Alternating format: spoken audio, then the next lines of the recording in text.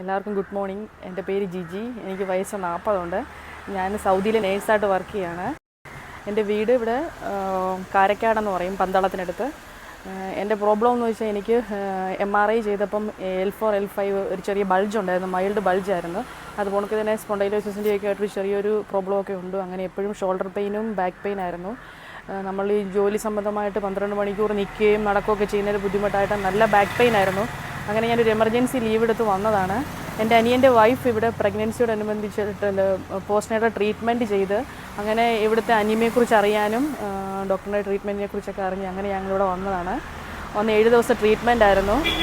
ട്രീറ്റ്മെൻറ്റിനെ കുറിച്ച് പറയുകയാണെങ്കിലും ഡോക്ടറിനെ കുറിച്ച് പറയുകയാണെങ്കിലും നല്ല സർവീസാണ് ഇവിടുത്തെ. എല്ലാവരും തന്നെ നല്ല പേഷ്യൻസോടുകൂടി നമ്മളോട് സഹകരിക്കുകയും നല്ല പെരുമാറ്റം, മെയിനായിട്ട് ഡോക്ടറാണെങ്കിലും എന്തു പറഞ്ഞാലും അത് ക്ഷമയോടിരുന്ന് കേൾക്കാനുള്ളൊരു മനസ്സ് കാണിക്കുന്നുണ്ട്.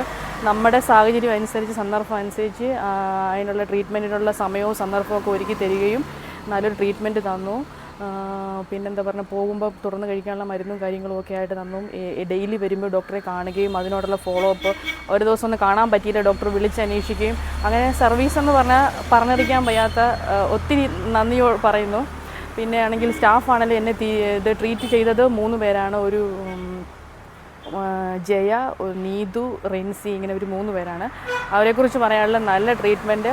അവർക്കൊരു മടുപ്പോ ഒരു ബുദ്ധിമുട്ടോ തോന്നാതെ ഒരു കൊച്ചു കുഞ്ഞിനെ ട്രീറ്റ് ചെയ്യുന്നതുകൊണ്ടൊക്കെ നമ്മളെ നോക്കുകയും പരിപാലിക്കുകയൊക്കെ ചെയ്ത്, അങ്ങനെ അനിമയെക്കുറിച്ച് പറയാൻ എല്ലാം നല്ലത് മാത്രമേ ഉള്ളൂ.